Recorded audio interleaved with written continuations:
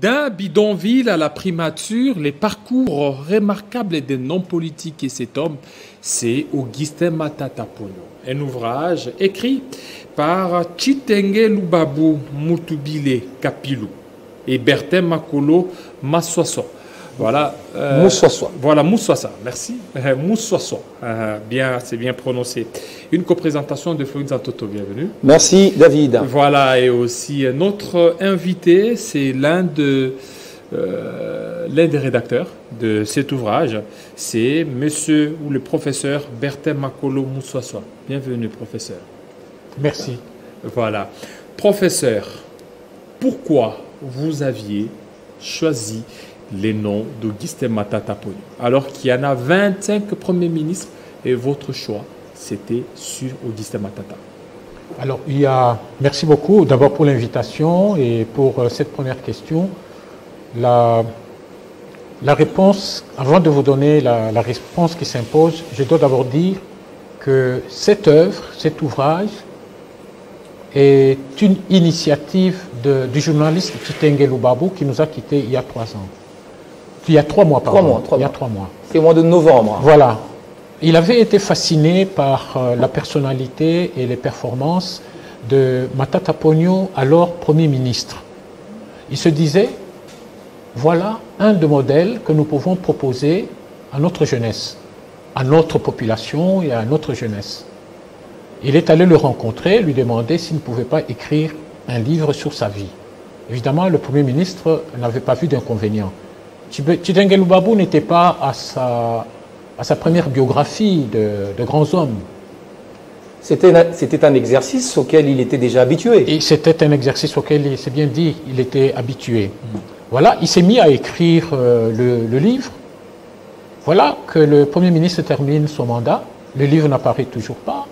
Quelques années après, 3 ou 4 ans après, le livre n'apparaît toujours pas, il n'en entend pas parler. Eh bien, il entre en contact avec Chitenge Lubabu pour savoir ce qui se passe. Chitenge Lubabu lui dit, « Excellence, je suis malade et dans l'impossibilité de continuer mon projet. Ah, c'était glaçant. Et le Premier ministre lui dira, « Mais citez-nous le nom de quelqu'un qui peut continuer le projet et le faire aboutir. » C'est alors qu'il citera mon nom, Bertin Makolo Moussoissois. C'est ainsi que je suis entré dans ce projet éditorial. Okay. Alors, j'ai été invité auprès du Premier ministre de son Excellence Matata, et c'est là qu'on me remettra le projet réalisé par Chitenge, le tapuscrit. Alors, est-ce qu'il était fort avancé avant que la maladie ne l'atteigne? Oui, il était fort avancé. Alors, quand j'ai lu l'ensemble du travail, je me suis rendu compte que pratiquement les deux parties de cet ouvrage étaient rédigées. La première et la deuxième. Évidemment, il n'avait pas indiqué la première, la deuxième, il n'avait pas indiqué le chapitre. Il avait écrit d'un jet, du début à la fin, de Lumbu jusqu'à la fin des études universitaires.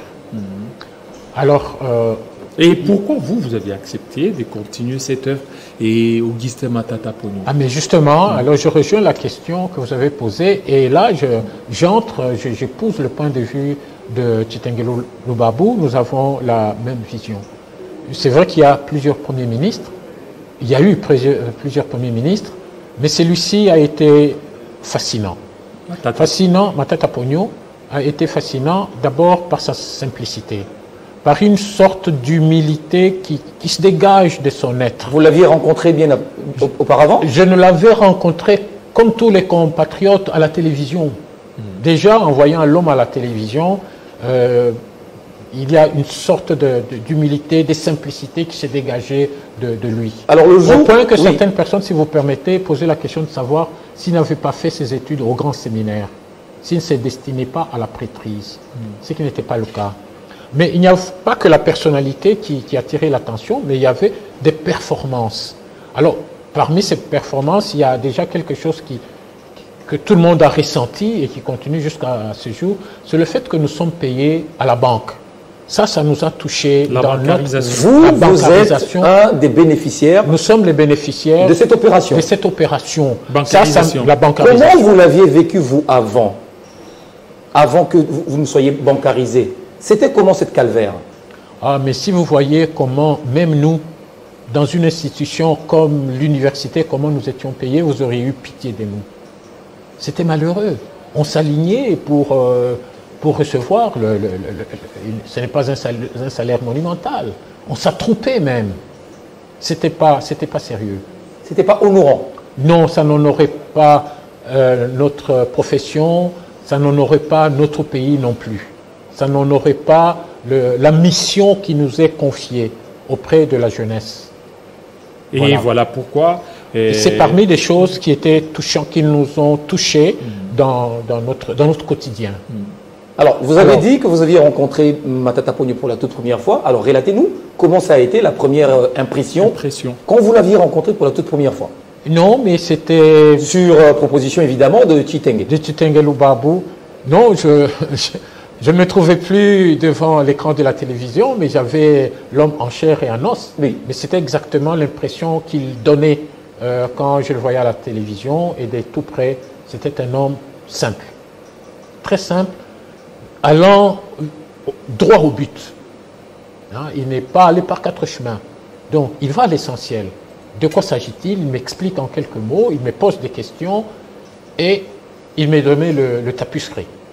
Elle me dit, dans combien de temps est-ce que vous pouvez travailler? Je lui donne le délai, il dit, bon, dès que vous êtes prêt, recontactez-nous. Voilà, c'est ce qui a été fait. Alors, donc, Chitenge tenait absolument à écrire un livre à Matata Ponyo. L'idée est venue de lui. L'idée est venue de lui. Écrire sur Matata Ponyo, avec quelle intention? De proposer un modèle à notre jeunesse, un modèle d'action. En ce moment-là, nous ne savions pas, évidemment, même Chitenge, je ne pense pas qu'en ce moment-là, il savait que Matata Ponyo était issu d'une famille humble, d'une famille pauvre, disons les mots, n'en ayons pas peur. D'un bidonville. Le bidonville, c'est vaste, oui. Des parents, des conditions extrêmement modestes. Précaires. Parce que oui, extrêmement modeste, parce que le père avait comme profession extraire la sève le vin de palme, la sève de palmier et le revendre. Donc vous voyez chaque dimanche, et chaque samedi et chaque dimanche, si vous venez du côté de Kimwenza, vous verrez toutes ces personnes qui vont chercher le vin de palme pour le revendre à travers la ville de Kinshasa. C'est pitoyable. Voilà. Alors voilà, ce sont ces parents-là. Oui. Il est issu de cette famille-là. On va y revenir. Alors, professeur, dans l'ouvrage, vous et Chitenge, vous présentez Matata Ponyo comme un paradigme référentiel, comme un modèle en lisant le livre. Mais un modèle en quoi? Eh bien, c'est un modèle d'abord par son humilité, c'est un modèle par sa docilité à l'intérieur de sa propre famille, dans sa relation avec ses parents. Et les parents ont beaucoup investi en lui. Comme si le parent avait lui, son père notamment, avait lu en lui une mission. Que c'est un enfant qui avait un destin particulier. Alors le papa a investi en lui, Matata père, a investi toute sa confiance en lui. Et lui donnait des conseils comme la plupart de nos parents. Et il était rigoureux avec lui. Tout en étant bienveillant, il était en même temps rigoureux. L'initiant au savoir-vivre du village, le savoir-vivre dans nos villages, n'est-ce pas? Voilà, et à la politesse, au respect des aînés, à l'attention que l'on peut apporter autour de soi. Mais ensuite, il a cultivé en lui l'amour des études. L'amour des études. Et dans cet amour des études, il va rencontrer aussi des bons encadreurs. Et par rapport à ces encadreurs, il sera non seulement docile, mais appliqué. Et il attirera, il attirera l'attention de ses maîtres par son application. Pas seulement à l'école primaire, ça sera aussi le cas à l'école secondaire. Il a étudié seulement ici au Congo? Justement. Et par rapport à ça, Matata est un grand exemple. C'est le produit fini du système éducatif congolais, dont on dit pourtant tant de mal. Il n'a pas été à l'étranger pour chercher des études. Jamais il a fait. Et l'école primaire, et l'école secondaire, et l'université au Congo. Ici. Et la thèse, le diplôme d'études supérieures et le doctorat ici au Congo. Mais avec toutes les performances, lorsqu'il a été Premier ministre, tout ce qu'il a pu donner, la bancarisation, les bâtiments et les immeubles intelligents, cela montre que c'est une personne ou c'est une personnalité qui a étudié à l'étranger, aux États-Unis, en France. Mais justement, nous devons sortir de cette illusion que c'est seulement quand nous étudions à l'étranger que nous pouvons rendre service à notre pays. C'est une illusion. Voici le cas de quelqu'un qui a étudié au pays et qui rend des services énormes, qui a rendu des services jusque même à être reconnu par les institutions de Bretton Woods. Oui, reconnu par ces institutions et même aujourd'hui reconnu par des chefs d'État qui lui demandent conseil dans les domaines économiques. Parce que pour que vous soyez, pour qu'on vous reconnaisse par ces institutions, c'est que vous avez eu à passer dans une des universités américaines ou britanniques. Mais justement, l'avantage c'est quoi? C'est que dans son parcours, il va s'intéresser non pas seulement aux études, aux matières qui sont données par les professeurs, il va s'intéresser à la culture générale. Il a lu d'autres ouvrages, même si parmi les ouvrages qu'il lisait en dehors des matières, les ouvrages qui l'intéressaient sont les biographies des grands hommes, la biographie d'un Gandhi, la biographie d'un Lumumba, la biographie d'un Léopold Sédar Senghor, la biographie de Mwalimu, Julius Nyerere, etc. Donc, il s'est construit de cette façon-là, non pas seulement avec les matières qui sont venues des maîtres, non pas seulement avec le savoir-vivre qui est venu des parents, mais aussi avec des lectures personnelles et la Bible. La Bible, ok. La Bible entre aussi énormément dans sa construction, dans la construction de sa personnalité. La religion, si vous voulez, la religion chrétienne. C'est un chrétien, Matata? C'est un chrétien d'obédience protestante. Matata? Oui. Et c'est particulièrement à l'Institut Bwindi. Donc il est né dans son Kindu natal, mais quand son père a commencé à travailler, je vous ai dit qu'il était vendeur de vin de palme. Exactement. Mais c'était un vendeur de palme qui parlait français correctement. Au point qu'un jour, un de ses clients a rapporté la marchandise avec un grand retard.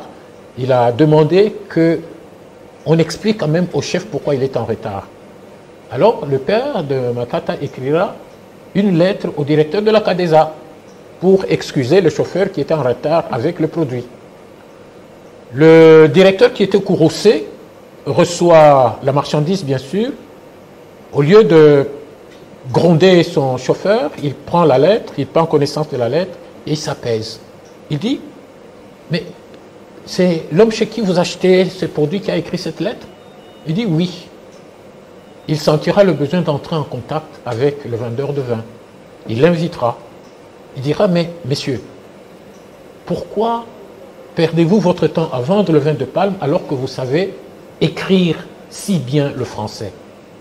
Il lui dira, bon, je me suis débrouillé, je n'ai jamais trouvé du travail, c'est ainsi que pour faire vivre ma famille, je me contente de ce que je fais là. Il dit, écoutez, il y a un concours ici, dans autant de jours, venez si ça vous intéresse, passez ce concours. Il est venu passer ce concours, il a réussi et il a été engagé à la CADESA à l'époque. Donc, il commence à travailler dans le Maniema de Akindu et quelques années après, ils vont aller au Kivu. Alors c'est là qu'il va faire son école primaire à l'Institut Bwindi. Et à l'Institut Bwindi, il va rencontrer un pasteur protestant avec son épouse. Les deux leur donner entre autres le cours de religion. Et ils vont le remarquer. Et le pasteur et son épouse vont remarquer un jeune homme calme qui s'appelait Matata.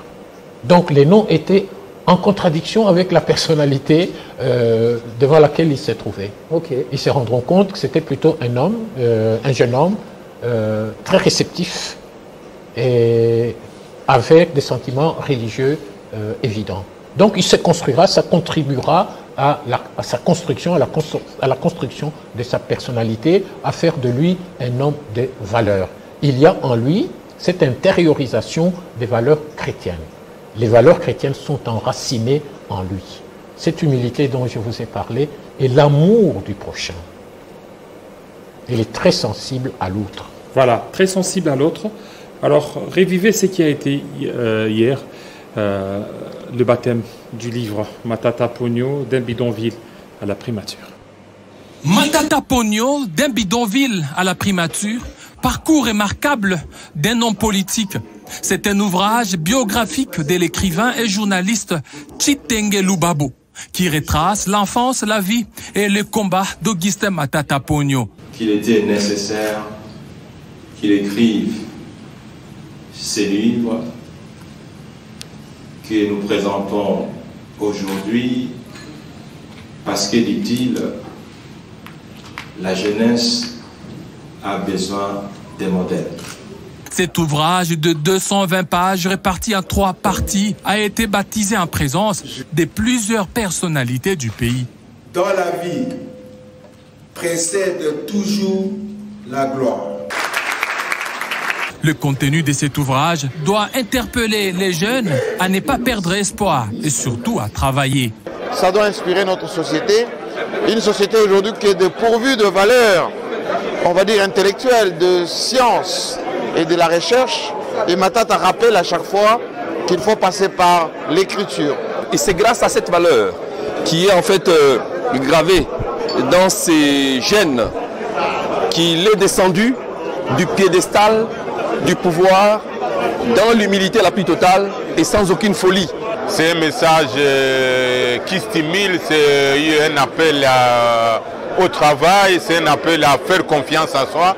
C'est un modèle qui demande à la jeunesse, qui demande à nous tous d'ailleurs de pouvoir avoir une discipline par rapport aux objectifs que nous pouvons atteindre. Matata Pogno, d'un bidonville à la primature, c'est l'histoire hors du commun que l'auteur raconte dans cet ouvrage afin d'aider la génération et ceux qui sont au service de leurs concitoyens à ne jamais abandonner. Voilà, professeur, parcours remarquable des noms politiques. Alors, comment qualifiez-vous cet homme de Matata, cet homme politique? Ici, permettez-moi de retrouver mes réflexes de chef scout. Oui. Si je pouvais le totémiser et lui donner un qualificatif, je dirais simplement, en m'inspirant d'ailleurs de ce que je viens de dire tout à l'heure, que c'est tout simplement un homme tout aux autres. C'est-à-dire? Très serviable. Il est au service des autres. C'est un homme qui a compris qu'il a une mission. Il n'est pas rigoquivier sur soi. Non. Apparemment, on dirait que c'est un taiseux. Il ne parle pas beaucoup. Et tous ses collègues, effectivement, dans ce livre, on dit qu'il ne parlait pas beaucoup. C'était un homme calme, mais on l'a vu courroucer une seule fois. À quelle une seule occasion? fois. Eh bien, ses collègues avaient cueilli un fruit qui lui était destiné en fait, sans son autorisation. C'est l'unique fois qu'on l'a vu courroucer. Péter les plombs. Voilà. Voilà. Mais alors, vous avez quand même reconnu qu'il a travaillé dans un climat politique très tendu, notamment au niveau de la primature. Vous avez relevé les performances économiques inédites. Alors, vous partagez aussi, comme les institutions financières internationales, que Matata Pogno a réalisé des performances très louables. Oui, tout à fait.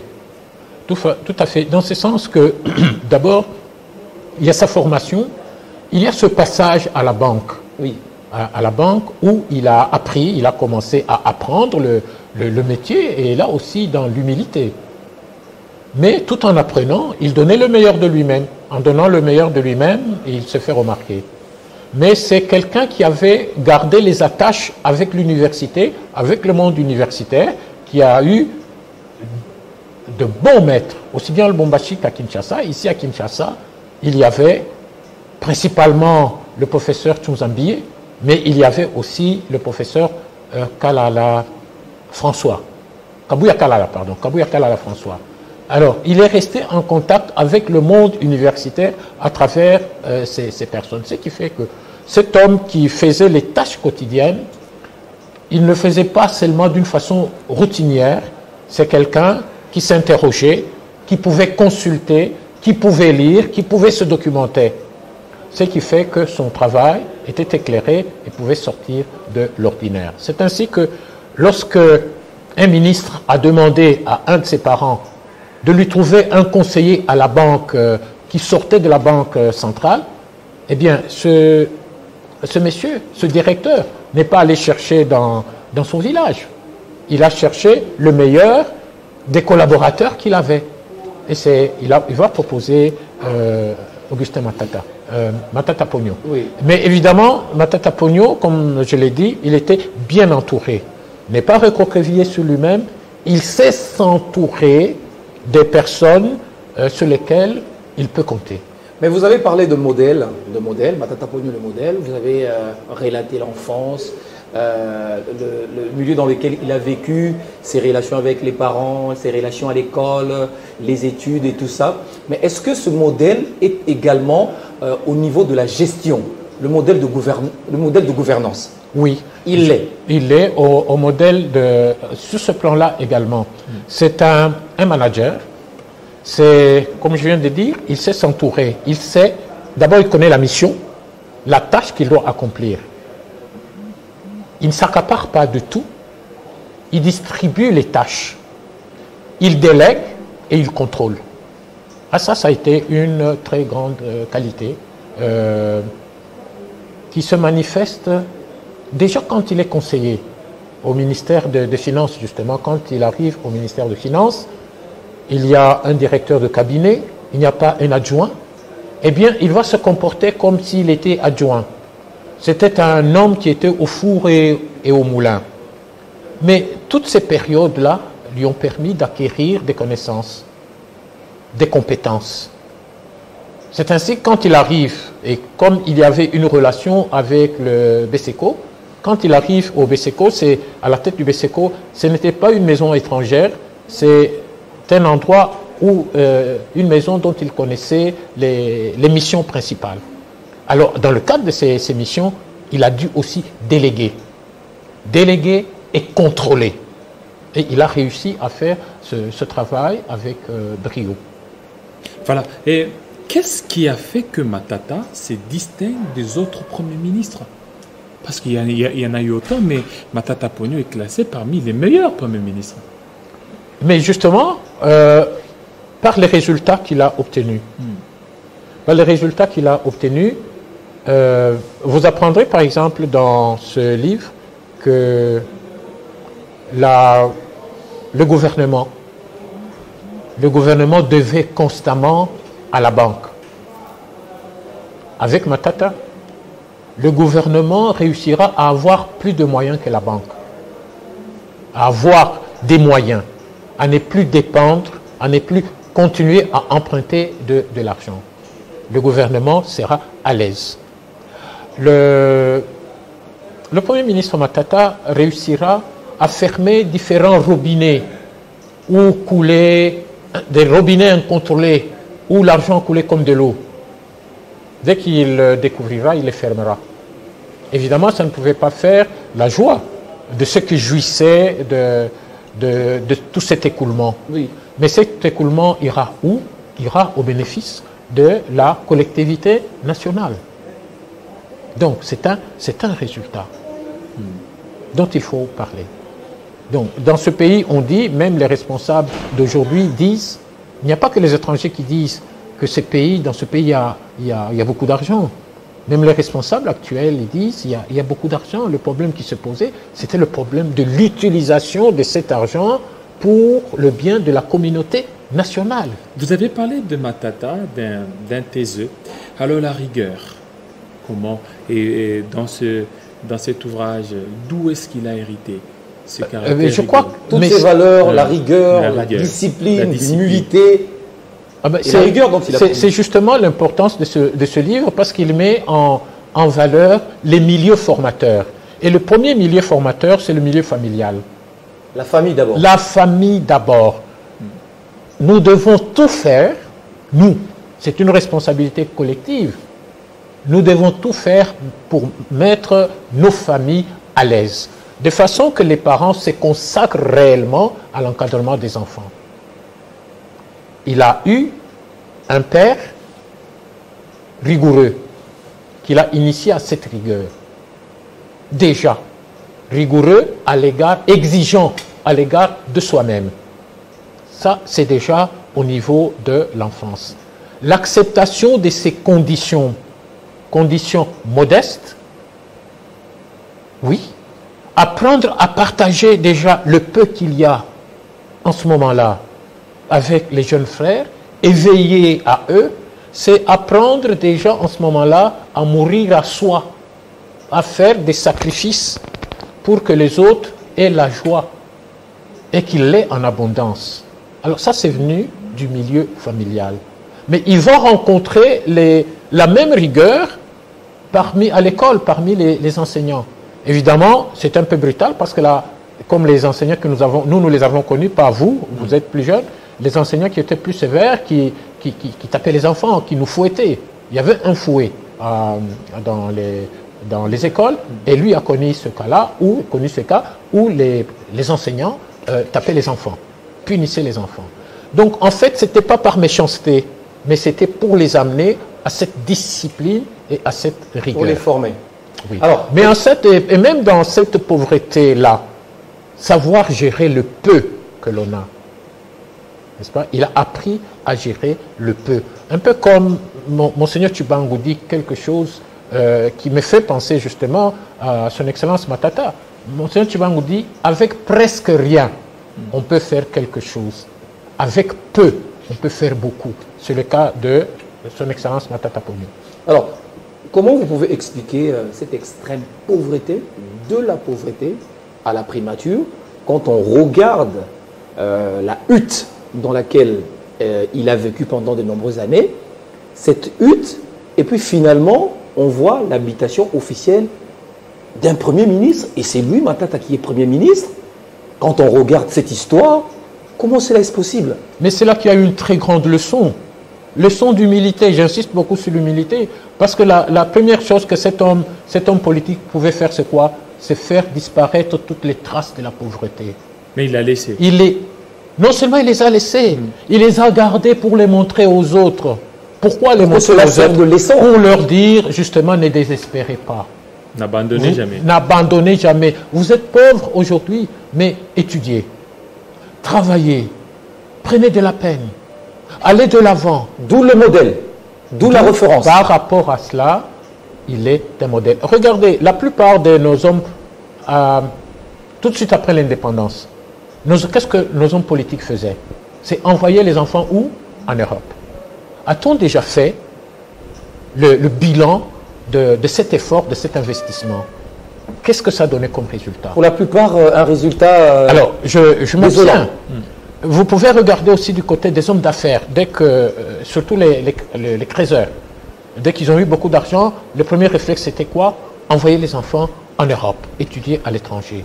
A-t-on déjà fait le bilan de cet investissement?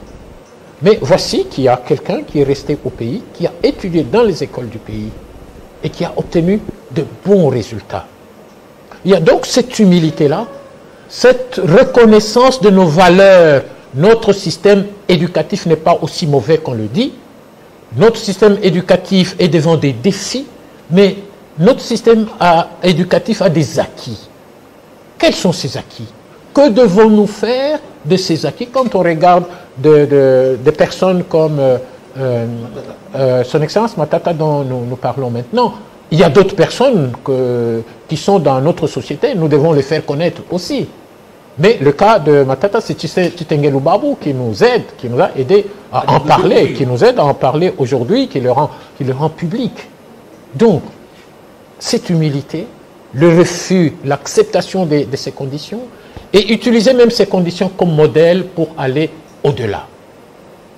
Mais ça, c'est extraordinaire. Donc, la plus grande leçon, c'est celle-là. Ne pas désespérer des conditions actuelles, travailler pour les améliorer. Et sa cravate rouge, il y a aussi cette histoire des cravates rouges qui fait jaser, qui continue encore à faire parler d'elle. Oui, c'est vrai que j'avais entendu aussi, parce que je regardais aussi la télévision, je voyais aussi des affiches sur l'avenue de la démocratie, une grosse affiche avec les anciens premiers ministres, ça frappe, sa cravate rouge. C'est un choix qu'il doit avoir fait. Je peux me tromper, mais je vous dis ce que j'avais pensé. Je crois qu'il s'est conditionné. Lui-même. Il s'est conditionné. Et ce conditionnement m'a fait penser à un écrivain français, Balzac. Vous savez que Balzac, qui a produit tant de romans, il écrivait tard le soir. Pour écrire ce roman, vous savez ce qu'il faisait? Il s'habillait comme un moine. Et quand il s'habillait comme un moine, il se mettait au travail et il écrivait jusqu'au petit matin. Donc je me suis dit, lui aussi s'est conditionné en se mettant en cet habit, il devient comme un scout qui s'habille, qui est en uniforme. Et quand un scout est en uniforme, il se dit, je suis de service. Je pense qu'il y a eu un tel conditionnement. Le bleu, la cravate rouge, ça tranche, mais ça donne une élégance. Ça fait un bel homme, imposant, mais qui n'écrase pas. Donc, d'autres ont cru, oh, mais il doit certainement appartenir à des sociétés secrètes, à des loges. Il doit appartenir à des sociétés initiatiques fermées, à des loges, comme vous dites, etc. Quand bien même il appartiendrait à ces loges, qu'est-ce qui compte pour nous? Ce qui compte pour nous, c'est cet homme, ce qu'il fait pour le bien de la communauté nationale. On dit que nous sommes 80% ou 90% des chrétiens. Mais le pays n'est pas à voir comment nous vivons, on ne dirait pas que nous sommes des chrétiens. Le résultat est médiocre dans un pays où il y a beaucoup de chrétiens. Donc, ce qui compte pour nous, c'est quoi? Les résultats. Alors, moi, je pense qu'il a fait des choix qui l'ont amené à ce conditionnement. Il est vrai que moi, je suis devenu plus attentif quand il était Premier ministre.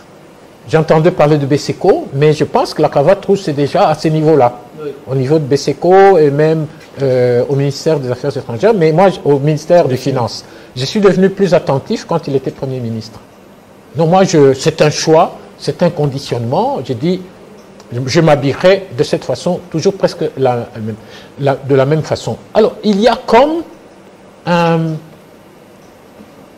petit passé de colons. Les colons, j'ai vu un peu, je suis issu d'un milieu où mon père travaillait à la Banque du Congo belge. Mais à la Banque du Congo belge, les Européens étaient toujours en chemise à roues, chemise blanche, avec cravate, avec veste parfois. Mais c'était souvent les mêmes habits. Ils ne changeaient pas tous les jours ou tous les 2 jours. C'était pratiquement presque la même veste. Alors bref, Matata Pogno, qu'est-ce que l'on retient de lui comme qualité, comme valeur, vous qui l'avez rencontré finalement, qui l'avez connu, qui avez percé, quelles sont les qualités que l'on retient de lui? Non, ce qu'il faut retenir de lui, le point de départ, c'est l'humilité. Ensuite, l'essence de l'autre, qui va au-delà de l'autre, l'essence de la communauté nationale. L'amour du travail et l'amour du travail bien fait. C'est vrai, même quand j'ai repris les travaux de Chitengelu Babo, ce n'est pas parti directement à l'imprimerie. Il a relu attentivement. Lui aussi. Il a relu attentivement et là où il avait quelque chose à dire, il l'a fait avec un stylo, une encre verte qui me faisait penser au président Mobutu. Le président Mobutu aimait écrire avec un stylo vert. Et la société congolaise aujourd'hui peut le considérer comme référence, comme modèle. Mais je crois qu'on ne doit pas faire la fine bouche sur les modèles. On n'a pas à faire la fine bouche. Les modèles, nous avons le devoir de les faire connaître. Et nous devons avoir le courage de les faire connaître. À qui? Ce n'est pas aux vieilles personnes courantes, les personnes du 3e âge. Nous, quand nous découvrons les modèles, nous avons le devoir de vous les présenter à vous, pour que vous aussi, vous puissiez les montrer à vos enfants maintenant. Ça, c'est une grande tâche que nous avons, une tâche nationale. Tout ce qui est positif dans notre pays, nous devons le reconnaître. Tout ce que les hommes politiques de notre pays font de bien, nous devons le capitaliser. Et les hommes politiques qui font beaucoup de bien sont des modèles et ont le courage de les présenter comme des modèles au niveau de la nation. D'ailleurs, il n'y a pas que nous qui le disons. Vous savez que le Sénat, notre Sénat, a décoré Matata Ponyo. C'est le seul Premier ministre depuis l'indépendance qui a été décoré par le Sénat. Est-ce que vous le saviez? Je vous donne l'information. Voilà. Merci beaucoup. C'est moi qui vous remercie. Professeur Bertin Makolo Moussoissois. Ça n'est fini. Merci à vous, Florian Toto. Voilà. Restez branchés sous Télé 50. À très bientôt.